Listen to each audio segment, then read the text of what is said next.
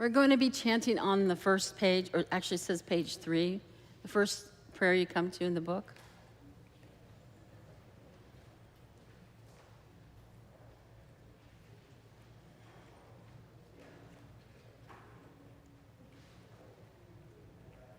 Good morning, everyone.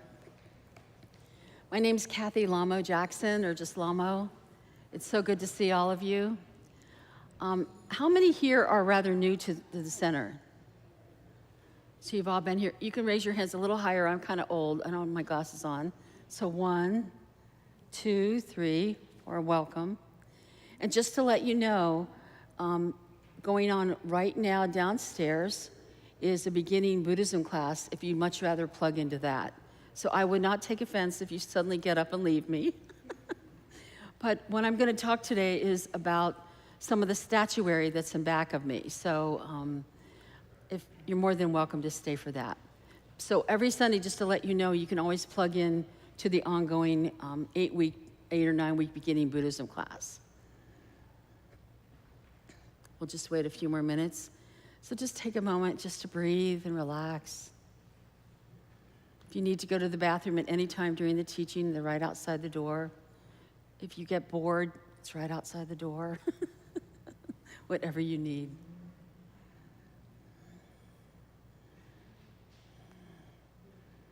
Traditionally, we usually say a prayer before we begin, because everything we're trying to do as Buddhists is to try and remember to help other beings, and also how to plug into our sources of inspiration, which are actually all represented in back of us, part of it. So let's start with this prayer. We're going to, I think we can sing it in Tibetan the first time. We're going to sing it, and then don't worry how you sound. Nobody's here to judge you. And then afterwards, we'll say it in English. We're actually listing a great deal of the beings that are in back of me right now that are represented. And normally the chant master hits a note first, and then you just follow. And you should have your hands in prayer, but how are you going to do that and hold this?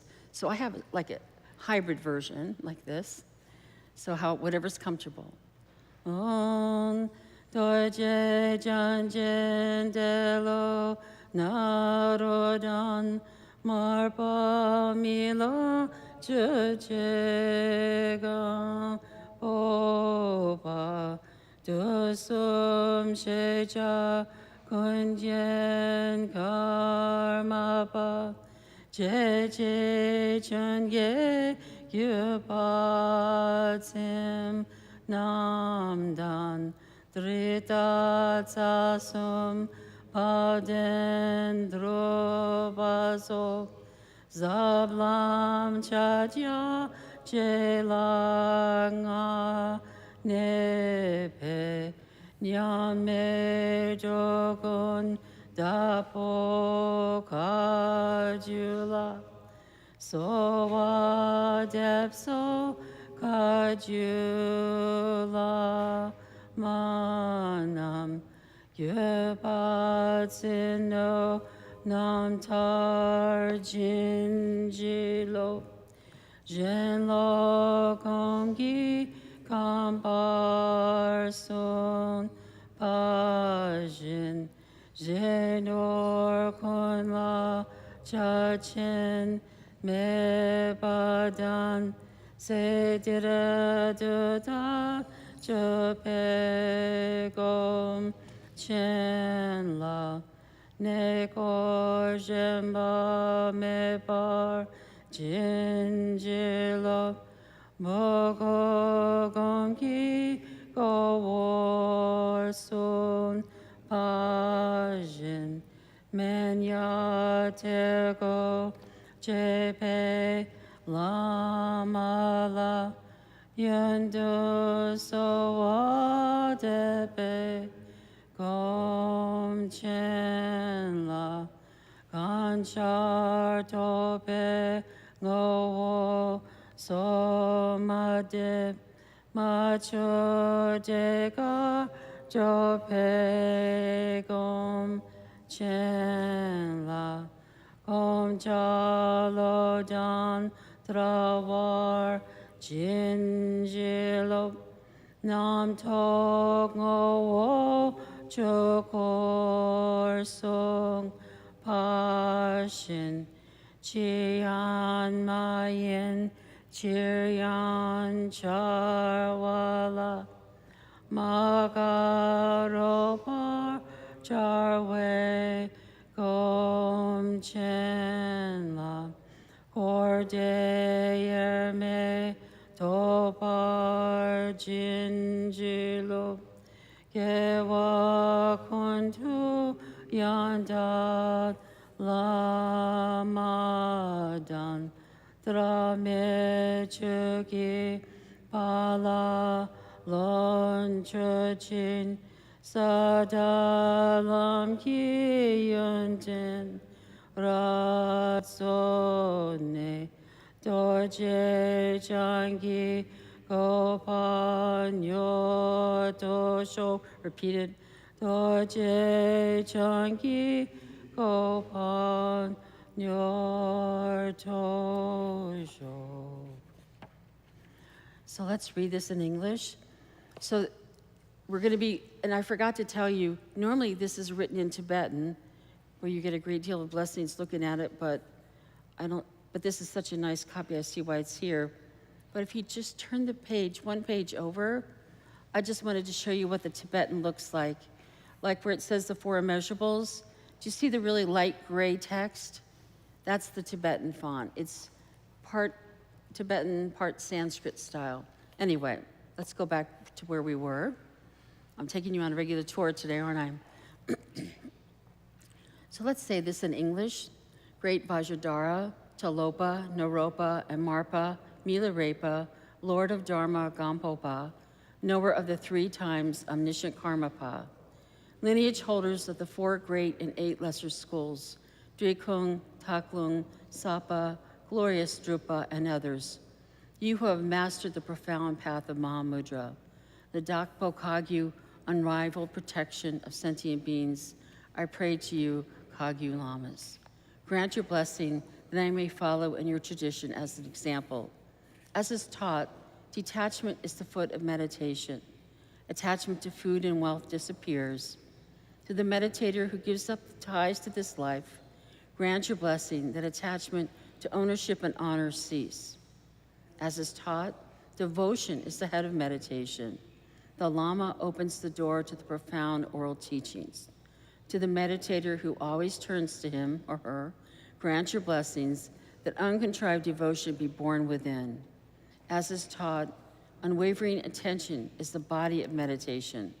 Whatever arises is the fresh nature of thought.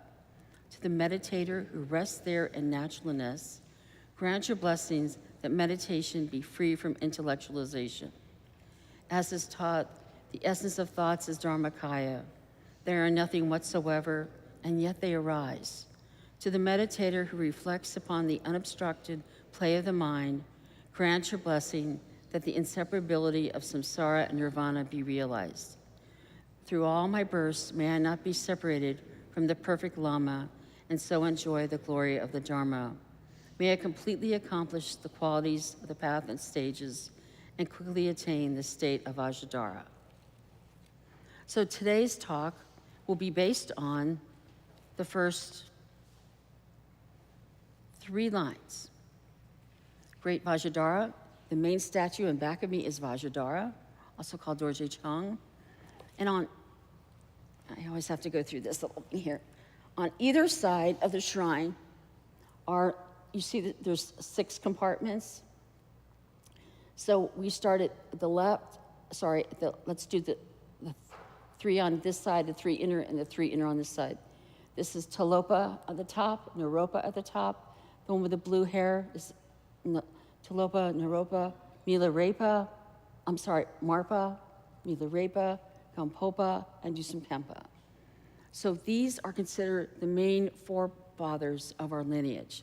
And so these statues are rather new. They've been recently installed a few months ago. And I thought we could talk a little, today we're going to talk about the one with the red head, the red hat. On the lower left is Gampopa, and then on the lower right is the first Karmapa. We are in a lineage, you can sit down anywhere you want. we are of a lineage of, right now, the 17th Karmapa, but it's very important that, particularly as you go on and do the practices, that you kind of learn the history of who they are and how they affect you. What always blows my mind a little bit is to think a great deal of the practices that we still do today are over 1,000 years old. But because of the people that brought these practices from experience and from other divine type of interventions, that they're still very valid today. And most of the original texts are still around. And over time, certain practices changed and evolved. We're a little bit more streamlined, you might say, for the everyday person. So anyway, today we're going to talk about, as in this prayer, it's a great Vajradhara, and then I mentioned Tilopa and Naropa. They were the two top ones on either side, one on either side. They were from India. And then there was Marpa, who was from Tibet. And then his student was Milarepa, who's right here on the first line. His student was Gampopa, who's called Lord of Dharma. Dharma is Buddhism. And then the first, and we're going to talk on him today, and the first Karmapa is called Knower of the Three Times. His name is Dusum Khenpa. It's a lot of words to throw out at you today. So I don't want you to worry about that. I think the most important thing coming and going is, it's just really nice sometimes to know your lineage, your family. So this is our spiritual family. And those that do certain practices, we actually say this prayer every day. And when you begin some of our preliminary practices, it's very important that you kind of know who are all these people. I mean, why just mumble these names? So I think it's very important to know about them. There are so many books on all of them. And I was telling my husband last night, I so wish I had this one book I used to own, which of course I found this morning, right? Which has the most beautiful paintings in it, prints. And so these are representative of this sort of a special type of Buddhist iconography, or the way the picture is laid out, which is what iconography means. So today we're going to talk about Gampopa. He is the first monk we're going to talk about. All the others have been yogis or householders. So, mostly yogis. Tilopa and Naropa were in India. Then Marpa went there 3 times, even into his old age, and he was a farmer. But he had a very strong spiritual connection with Buddhism, and Buddhism was just growing then. This is all before the year 1000. It was, of course, the Buddha lived in India 2,600 years ago, but Buddhism didn't move into Tibet till much later. So we're talking about the later portion when Buddhism moved on into Tibet. And Buddhism is not a religion where we convert people, so there weren't teams of people. There probably were some people doing some proselytizing, I think, kind of missionary style, but it wasn't maybe in the way we think of proselytizing today. Of course, they didn't have the media and all of that we have today. So I thought today we particularly would talk about Gampopa, because at this point, we do not have a Karma Kagyu lineage, which is our lineage. It hasn't been founded yet. Gampopa found it. And there were no real monasteries for the Karma Kagyu yet. So he also founded that. But Gampopa's life goes back even before when he was born in Tibet, which was the year 1079, when in a previous lifetime, when the Buddha was teaching in India, he asked if someone could be sort of the person to continue the thread of a special text, a special teaching called Samadhi Raja. And so Samadhi Raja Sutra. Samadhi, it means meditation. Raja is king. And sutra is a discourse. So this was a discourse, a teaching by the Buddha on a special type of meditation.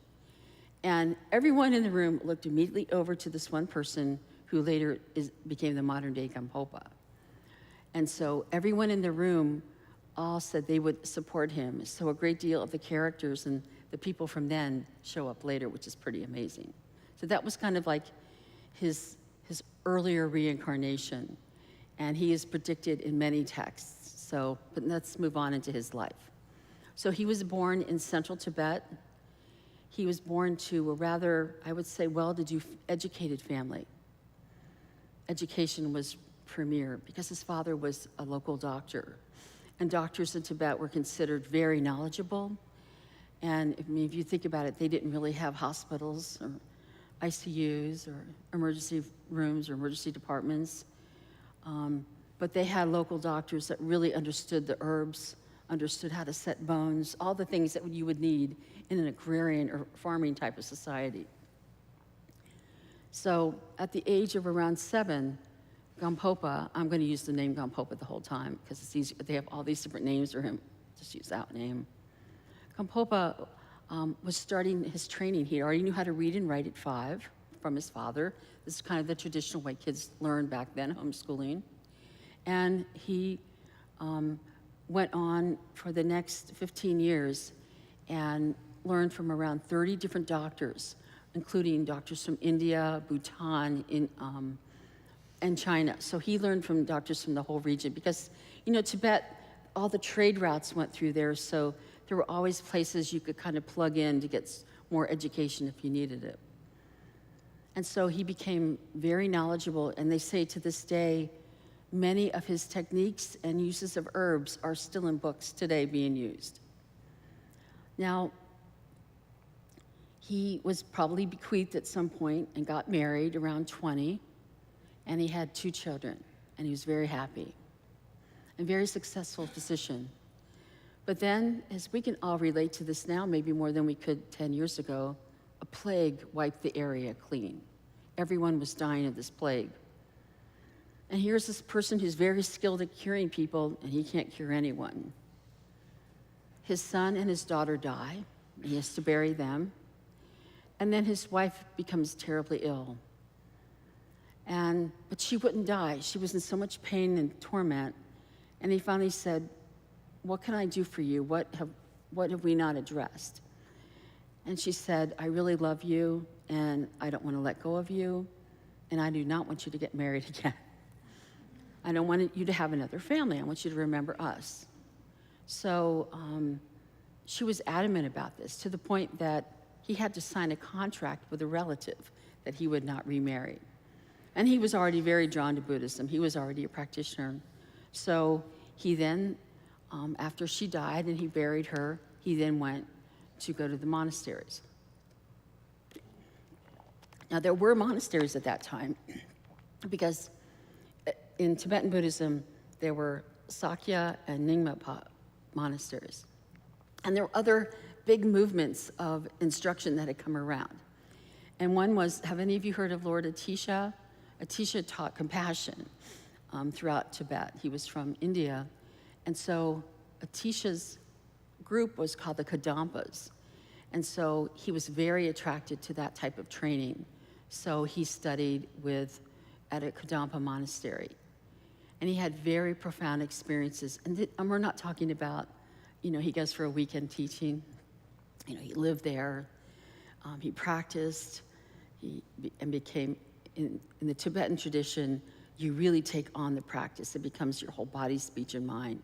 So he was fully immersed in this teaching of how to develop compassion, and which particularly was something probably really meaningful for him being a physician. And then over time, he trained with other teachers. He also studied Madhyamaka, which is a type of emptiness teaching. He studied just so many different types of teachings that were out there. And in time, he decided to start being more alone instead of in a busy monastery, so he would live in caves, because Tibet was full of caves in that region, so it was very easy to live in that lifestyle. But then, at a certain age, I think he was maybe in his 30s or 40s, he overheard, there's always these famous little stories, side stories, about how somebody heard about a teacher. He heard these 3 beggars arguing about which is better. They were all really hungry. So they were talking about, the first one said, "I just want a really beautiful meal in front of me, full of meat and vegetables. I just want something really tasty." And the second one said, well, that's nice to wish for that, but maybe you should wish to be a king. Then you could buy them at any time. And the next one said, oh, no, you don't want to deal with all that stuff. I want to be like the yogi Milarepa, and I don't want to have to worry about food in my home and my clothing. It will all be provided to me from the divine ones. So Milarepa is one of these statues. So Milarepa is actually the teacher of Gampopa. Milarepa was a famous yogi that in his youth, I'm sorry, we have to backtrack a little bit. So Milarepa was also came from a very well-to-do family. Father died young. The money was all given, and the property was given over to an uncle and an aunt who decided to enslave the original children and wife. And so basically they were slaves to them, and they had a horrible life.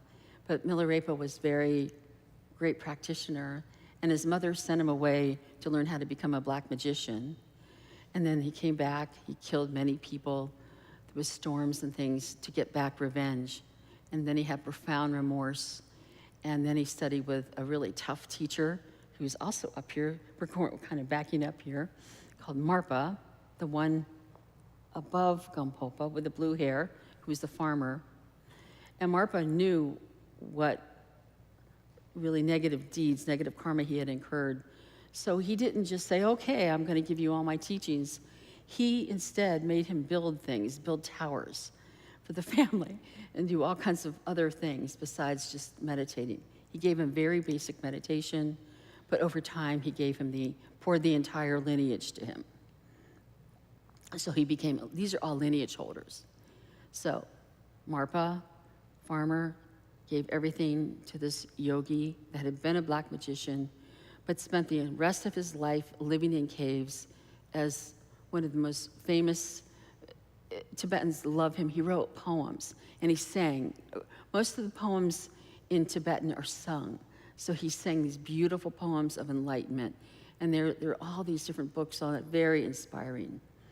And so then, now we're back to the time of the book. Gampopa hears about this person called Milarepa from these three beggars. So that night, he sought out the three beggars and said, you've got to tell me more about him. So they told him all of his qualities. They told him very special things. And then he fed them, and they were very happy. And of course, they disappeared the next day, so they couldn't help him find him. So he spent months looking for him. And many people would say these beggars weren't really beggars. They were kind of special spiritual messengers, because that's how a lot of Tibetans interpret the books, which is beautiful.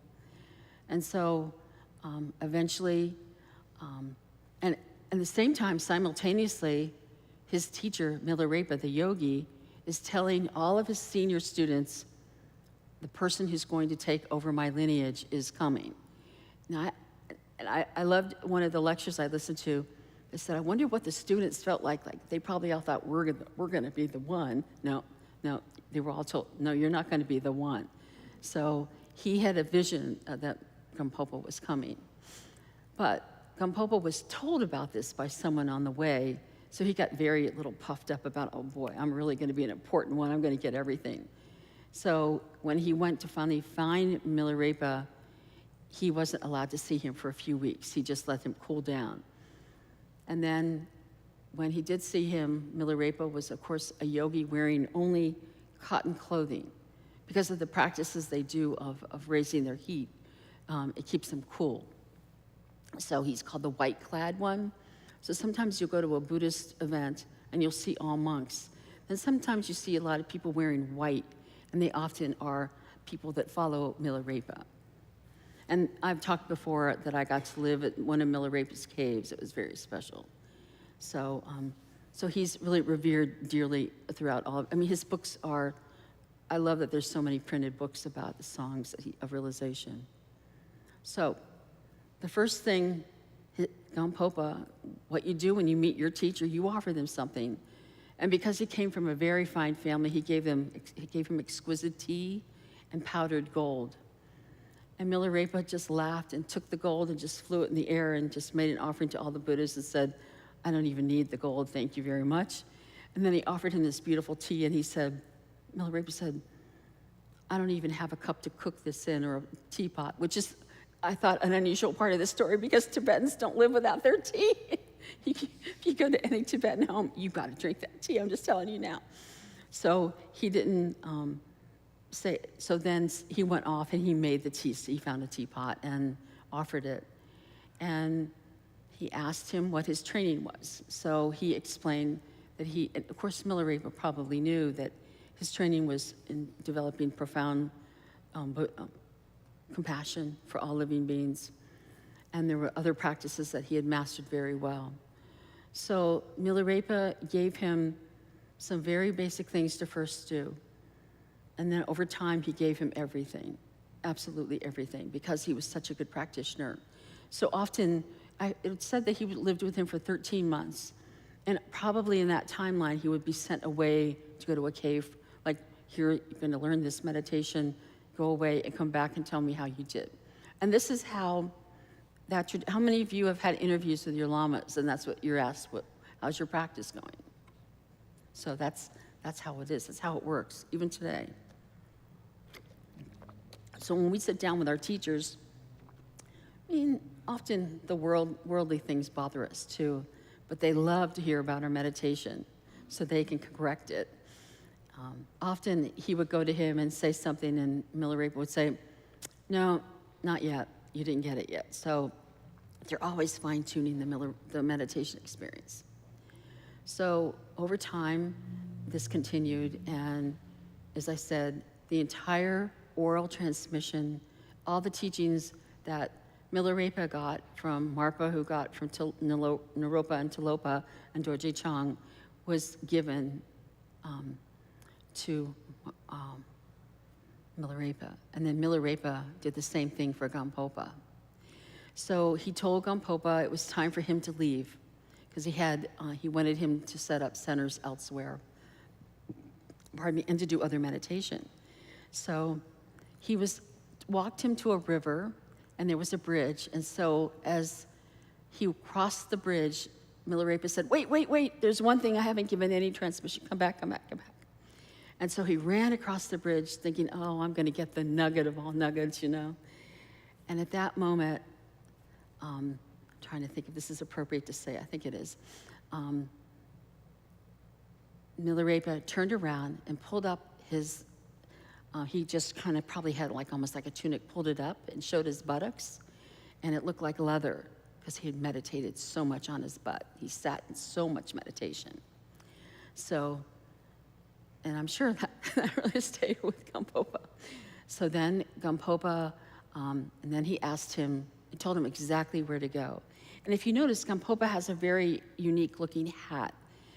That was designed by Milarepa, and it's sort of representing the mountains where he was. Sometimes you see the hat with much more of an arc around the top, and a lot of our teachers often wear them during empowerments. So that's the Gampopa hat, the one with the big fan. And it's representing the mountains where he was told to go, which were the Gompa Mountains. That's why his name is Gampopa.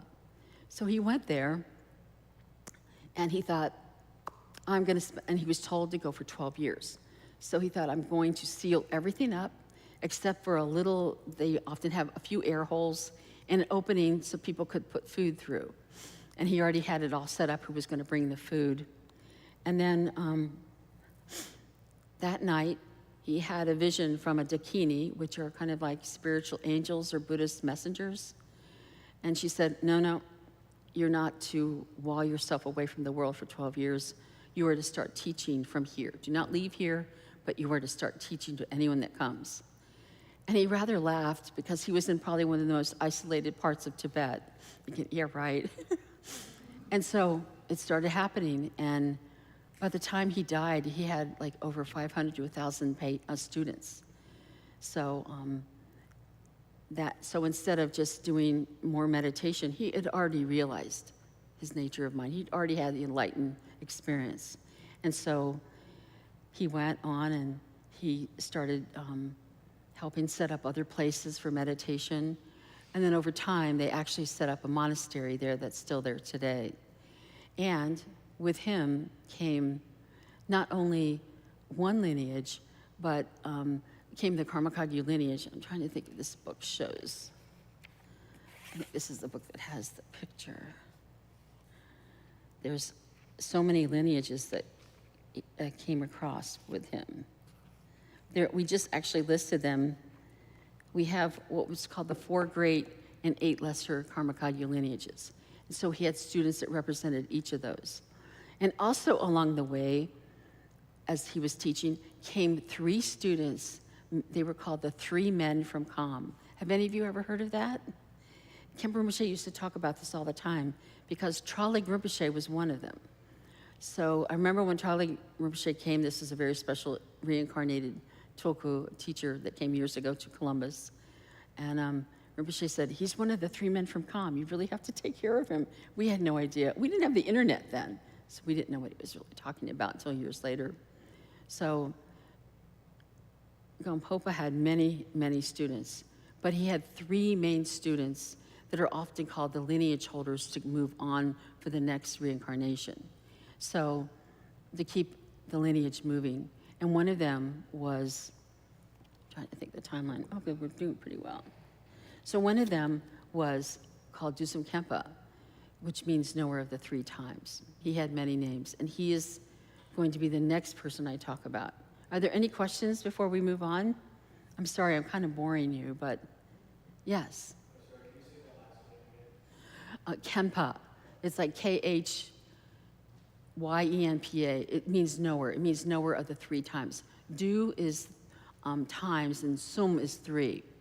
So that is our first Karmapa, who is the person, the lower right here with the black hat on.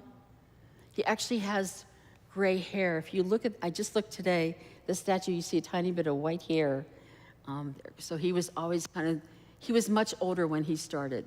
So let's kind of retrace everything so far. So far we've had yogis who brought our lineage together. Of course, blessings of the Dorje Chang, and then the Talopa Naropa. Marpao was a farmer. He had, his student was a famous yogi, Milarepa. And then suddenly, the student is a monk. Gampopa was the first monk. So he was much more familiar with monasteries. And so he started the Karma Kagyu monastery system. And so, because they were so organized, it really kind of helped things going. Of course, he always was surrounded by yogis also. So he lived a very wonderful life, and before he died, he had taken care of all his affairs, and they all have beautiful deaths, and his students were bereft, but were very well trained to move everything forward. So now we're talking about the first Karmapa, Dusum Khenpa. Does he have white hair here? Yes. That's why you can't see any hair. He's also called the monkey-faced one. He wasn't the most handsome. His face was a little pronounced, but very wonderful. And he is rather unique in that he is the first one, I think, of all of them that came from, I wouldn't say poverty, but he didn't come from great privilege. He came from a family, so he was born in eastern Tibet, which is where our teachers are from, Kham. And he was born in 1110, current era. And so a few years after Gampopa was 1079, so he's a little younger than him. And he came from a family of great practitioners, but not much money. So they were very hardworking. And he practiced at a very young age with his father and his grandfather. He learned to read and write. And he was bequeathed to a young woman at the age of 9. That was kind of the tradition in Tibet. They weren't truly married yet, but they were promised to one another. And at the age of 15 or 16, some of the books say he had a difficult time. And I didn't believe this the other day when I read this. So I've been watching a lot more videos. By the way, before I forget, YouTube is a wonderful source for getting any of these. Ken Holmes does a beautiful video on YouTube. That's Ken and Holmes. He's a great author. He did a book on Gampopa called The Jewel Ornament of Liberation. Sorry, no, it's not. The Ornament of Precious Liberation. And he is a real storyteller. And he's been around many, many teachers. So he really fills in the cracks. So he's wonderful to listen to, very inspiring. And these aren't regular stories, because remember, we're talking a lot about their meditations. They're called namthars. So, but His Holiness the Gyawa Karmapa, the 17th, that is our current day Karmapa, has beautiful teachings on this also, on the 4 dharmas of Gampopa, and on the lives of Dusum Khenpa and of all the lineage holders. And you could also go to his website, which is kagyuoffice.com, I think, or I'm sorry, I don't have it on me. I'll look it up afterwards. But and it goes through the whole group of people. So these first 6 are called the Golden Rosary. They're kind of those that kind of brought it all together. So moving on now. So Dusum Khenpa was 15 or 16 and about to marry this woman, this young girl. And somebody else in the village stole her away. And he got very upset, and he went to a cave, and he knew how to meditate a lot. And here we go again. He did some black magic. And the man fell off his horse and died. And he took credit for it. And of course, afterwards had profound remorse and went to his family and the other families, and he was basically kicked out. But he told them he was going to the monastery. And so from that point forward, his practice completely changed. So that's kind of interesting that he wasn't as learned as some of the others, but him and Milarepa, which is 2 gurus away, have a rather similar background. Very interesting. It was a cultural thing, I guess. So he started studying like I cannot believe all the teachers he studied from so many different traditions, not just the Kadampa, who talk about bodhicitta. He had learned, again, Madhyamaka, many, many other texts that we still study today. Most of us can relate to the Kadampa tradition. Not only do they talk about bodhicitta, but those of us that do Ngundro, the 4 ordinaries and the 4 extraordinaries of studying about karma, impermanence, what a precious life we have, how to take refuge, how to offer mandalas, how to purify with Vajrasattva, how to do Guru Yoga. That's all part of the Kadampa system.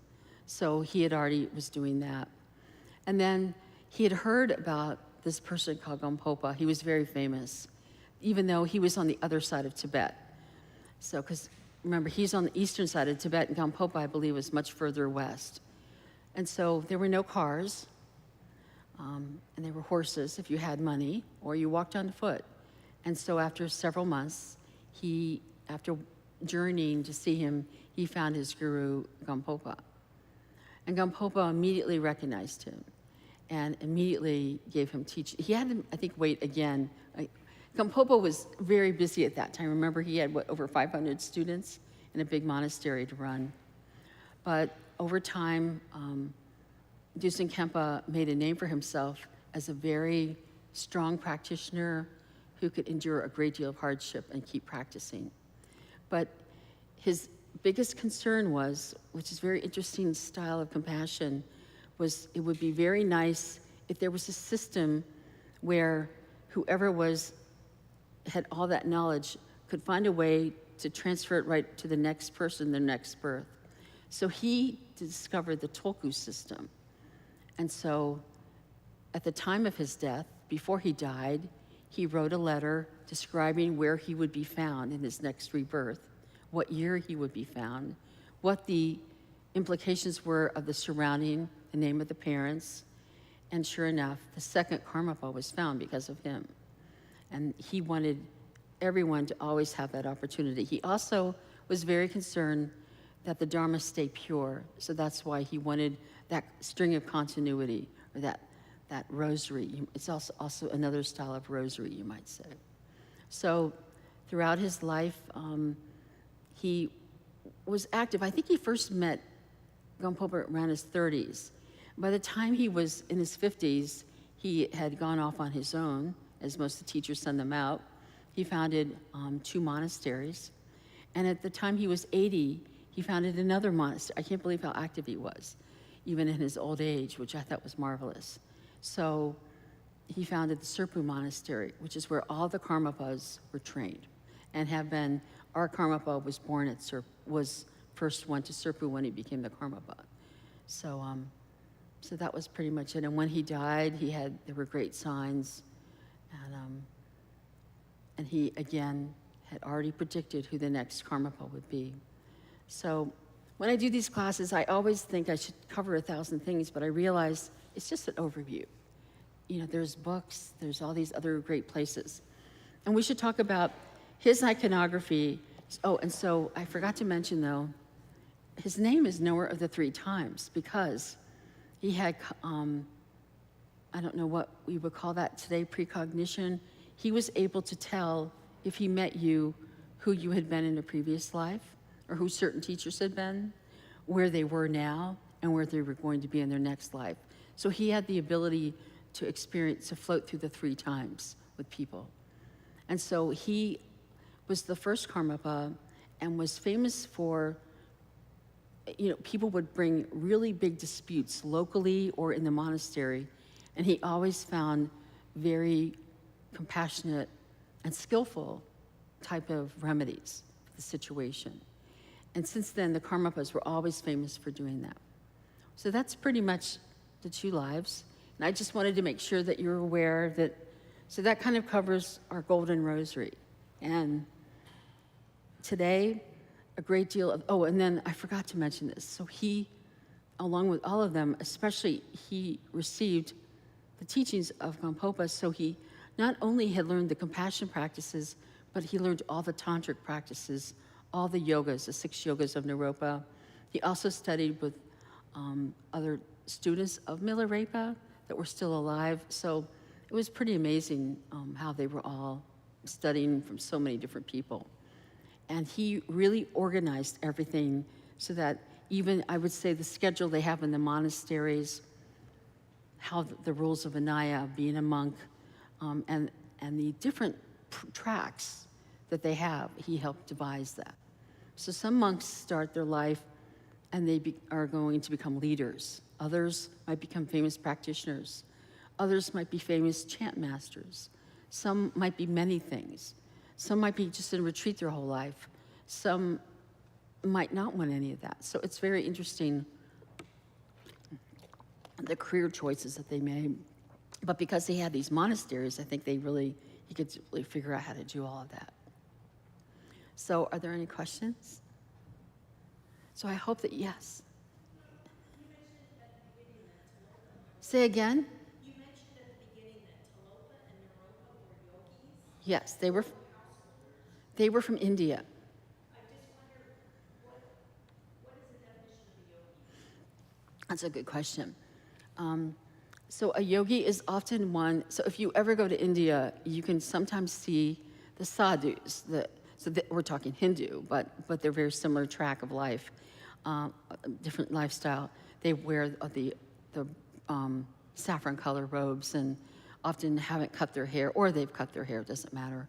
So the yogis were often people that, especially in the Buddhist tradition, could or could not be trained as a monk, and then they take on a practice and they just leave the world. They'll live in a cave. So we have modern day yogis in America even that live in retreat most of their life and that come out once in a while, but they've withdrawn a little bit from the world in order to benefit people in a different way. So that's more what the yogis are. And so I think a lot of us pretend maybe we have some yoga traits within us, but of course then we're online with Amazon all the time and YouTube and other things.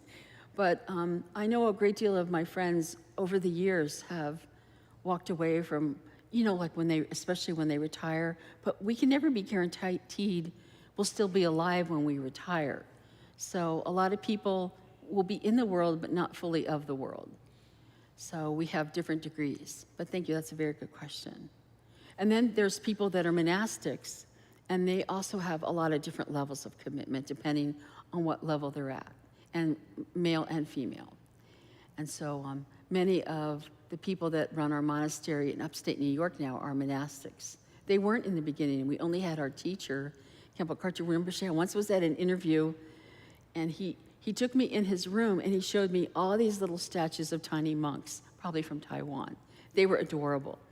And he said, these are my only monks I have. I hope someday to have monks. Now the whole place is run by monastics, so it's kind of funny. But so so most of us are householders that work in the world, but try not to be fully of the world. I mean, we take our responsibility seriously.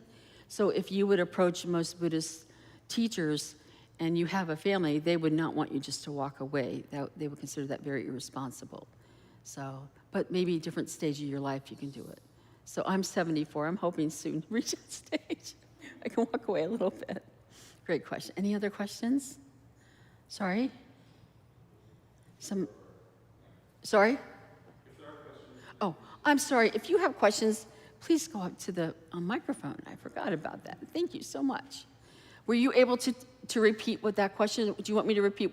There was a question earlier on what are yogis, and I'm very sorry I didn't have them go up to the microphone.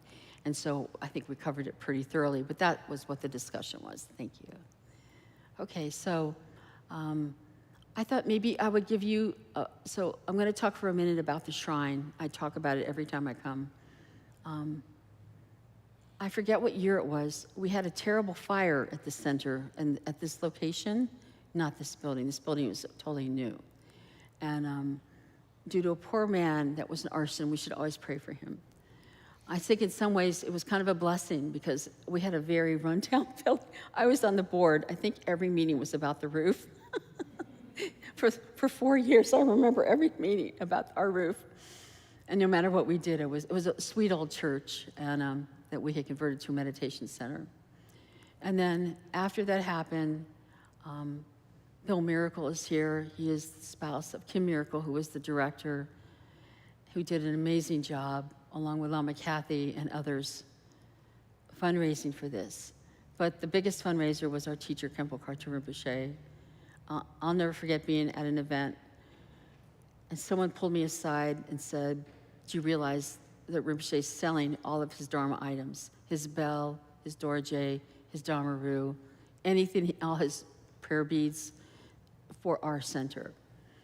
And then I found out that I didn't know anyone. There were maybe 1,000 people there. I maybe knew 4 people. And I usually knew everyone at the monastery.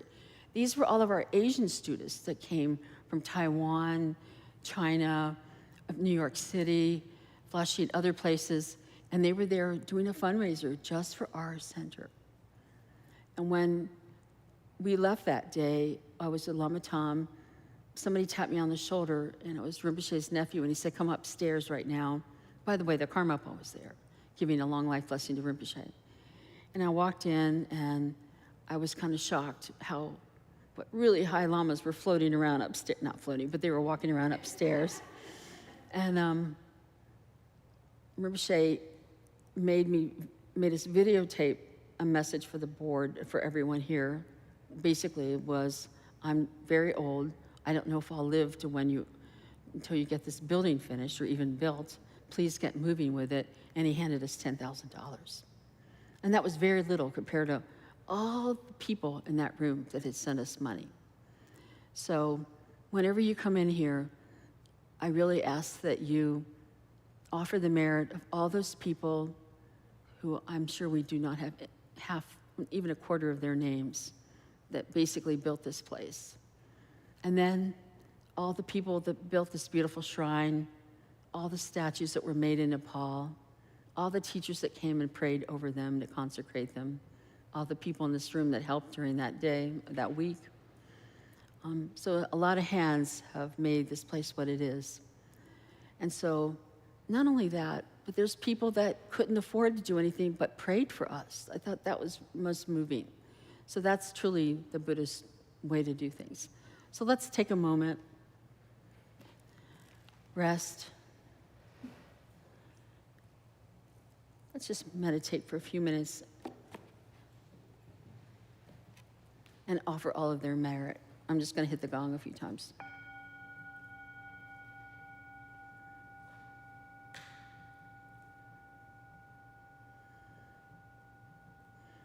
And I know many of you are new, so you don't know half of what I'm talking about, and I apologize. But we're very grateful that you're here also. And also, if we could pray at this moment for all that's going on in the world, in our country, but everywhere. May there be less suffering. May there be more compassion. Thank you, everyone.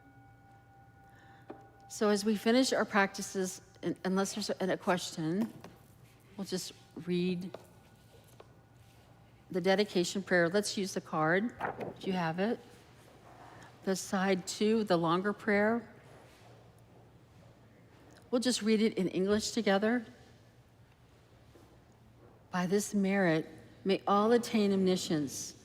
May it defeat the enemy wrongdoing from the stormy waves of birth, old age, sickness, and death. From the ocean of samsara, may I free all beings. The courageous Manjushri, who knows everything as it is. Samantabhadra also knows in the same way. And all the bodhisattvas that I may follow in their path, I completely dedicate all this virtue. And of course, we should dedicate all the virtue of all those in our lineage that sacrificed a great deal of their life and dedicated so much of it so that we may be here today. Thank you so much. Thank you, everyone. And you can very invited to come up and look at the shrine if you want. It's not restricted.